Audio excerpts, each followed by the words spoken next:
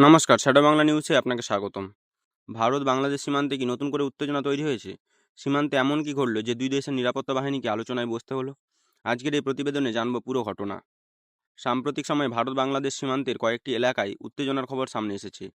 সীমান্তে অবৈধ অনুপ্রবেশ এবং অনুপ্রবেশকারীদের ফেরত পাঠানোকে কেন্দ্র করে পরিস্থিতি নিয়ে আলোচনা শুরু হয়েছে। খবর অনুযায়ী সীমান্তবর্তী এলাকায় কিছু ব্যক্তিকে নিয়ে দুই দেশের সীমান্তরক্ষী বাহিনীর মধ্যে মতপার্থক্য দেখা যায়।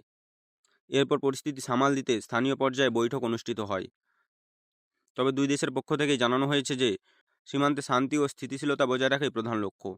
সীমান্তে নিয়মিত টহল ও নজরদারিও বাড়ানো হয়েছে বলে জানা গেছে। বিশেষজ্ঞদের মতে ভারত ও বাংলাদেশের দীর্ঘ সীমান্ত রয়েছে এবং বিভিন্ন সময়ে সীমান্ত সংক্রান্ত নানান বিষয়ে আলোচনা হয়। অধিকাংশ ক্ষেত্রেই দুই দেশের প্রশাসন ও নিরাপত্তা বাহিনী আলোচনার মাধ্যমেই সমস্যা সমাধানের চেষ্টা করে। এদিকে সীমান্তবর্তী এলাকায় বসবাসকারী সাধারণ মানুষ পরিস্থিতির দিকে নজর রাখছেন। যদিও বর্তমানে বড় ধরনের কোনো সংঘর্ষের খবর পাওয়া যায়নি, তবুও বিষয়টি নিয়ে প্রশাসন সতর্ক অবস্থানে রয়েছে। ভারত ও বাংলাদেশের সম্পর্ক ঐতিহাসিকভাবে গুরুত্বপূর্ণ। বাণিজ্য, যোগাযোগ, সংস্কৃতি এবং নিরাপত্তা বিভিন্ন ক্ষেত্রেই দুই দেশের সহযোগিতা অব্যাহত রয়েছে। তাই সীমান্তে যে কোনো উত্তেজনার বিষয়ই বিশেষ গুরুত্বের সঙ্গে দেখা হচ্ছে। এখন দেখার বিষয়, আগামী দিনে দুই দেশের আলোচনার মাধ্যমে পরিস্থিতি কত দ্রুত সম্পূর্ণ স্বাভাবিক হয়ে ওঠে। এই ছিল ভারত-বাংলাদেশ সীমান্ত পরিস্থিতি নিয়ে আজকের বিশেষ প্রতিবেদন।